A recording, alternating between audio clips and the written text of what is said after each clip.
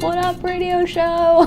The one thing everybody doesn't have enough of is time and resources in this industry. Planning is the best thing you can do to make a difference. One of the ways we found helps us with our planning process is creating an editorial calendar.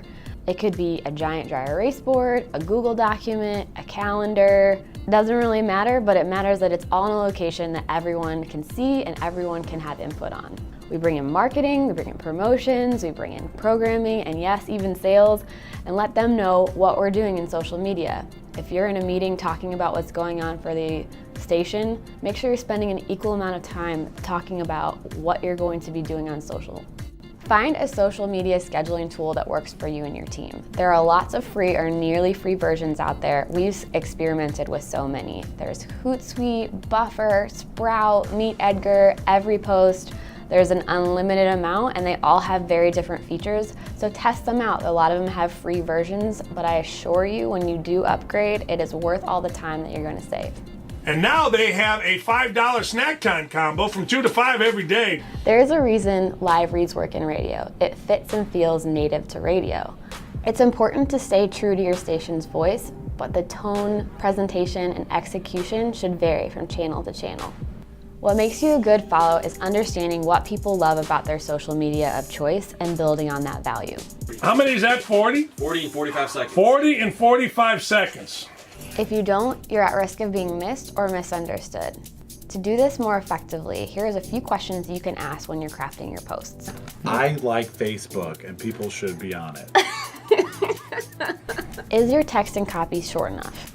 Big paragraphs don't work. As people are scrolling through, if they see a giant chunk of text, they're probably just gonna keep scrolling. Are your visuals compelling? There's nothing that stops people mid-scroll in a really great photo. Is my call to action just that? One call with one clear action? Make sure you're not asking too much. Probably the most important question is to ask yourself, is this interesting to anybody? Really? Will anyone share this? Make sure you can think of someone you know that would and that it fits your station demographics and people you want to talk to. Twitter, short, snarky, obviously under 140 characters. Include GIFs, include images, anything that can help you evoke your message. Is it to the point? You only have 140 characters, so you better get to it pretty quick. Does it sound authentic? Is the hashtag even relevant? And does it start a conversation? What's up, everybody? It's Dustin Lewis. I'm chilling with Hank FM right now. Visuals haven't been our strong suit in radio, but on this platform, it's time to push ourselves. The most important thing about content on this platform is that it's visually compelling. A recent study by HubSpot found that visual marketing was the most important thing to businesses after blogging. I run Hank FM, so we go to a ton of concerts. So after every concert, I will look up the official hashtag, look up the locations that people have tagged themselves in, and I will like their picture. I will comment and say, great picture, looks like you had a great time. And that way, if they didn't know we had that social media, they will follow us. And I've gained hundreds of followers this summer just by doing that. Questions you should ask when you're posting on Instagram. Is it artsy enough or compelling enough for the Instagram crowd? Are you using enough hashtags to be discovered? And is the story worth being told on Instagram stories? Right now, video content represents 74% of internet traffic. 74%. So if you're smart, and I think you are because you're in this session, I'd say video needs to be a pretty important part of your social media strategy. If you have a video team, awesome. If you don't, doesn't mean you can't be kicking booty at video content, but it's worth adding to your team. Find a freelancer or student to help you create some really great pieces. One of the ways that I first started using video was in kind of a voyeuristic way. I would just prop up my cell phone in the studio and just record myself doing a break. And I thought, well, if the content that I'm doing is good enough for the radio, then it should be good enough for social media. Facebook users spend 3 times more time watching live video than traditional videos. Ooh, Facebook page, we are live. Thank you, Jordan. Did you see Jordan?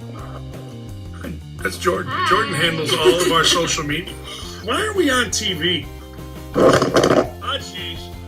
And yet, while 80% of those live videos will actually be consumed while they're live, It's pretty compelling that right now, while Facebook is showing those videos to more followers, that you should be using live video as part of your strategy. Even if you're not doing a lifestyle video, you can make videos with some great production value right from here. Here are some apps that can help you create and edit some professional looking video for free or nearly free.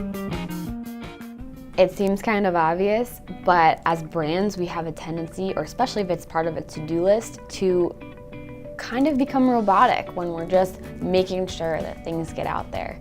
But keep in mind, connection on social media is everything. Cover events like a super fan. Get excited about what other people are excited about. Be in the moment and talk about trending topics with your own perspective. One of the ways you can do that is engage talent and use personalities. People want to connect with people. It can be tough as a faceless brand. So find the common ground with your audience and bring the personality to your social media channels that make them want to listen to your station. It's crucial to the brand identity and the audience expectation. Humanize yourself, be a person. Don't just post news links, don't just talk about your station stuff. If you talk about, oh, I tried this new restaurant in town last night, or my dog has this funny quirk, does your dog have this quirk? I mean, things that humanize you, that make you a real person. I think people connect more effectively and more easily with people than they do brands. So anything that humanizes you usually works. It's just as important to pay attention to the posts that do really, really well as it is to the posts that do really, really poorly. Stop wasting your time with posts that get no engagement. On Facebook, it's actually hurting you.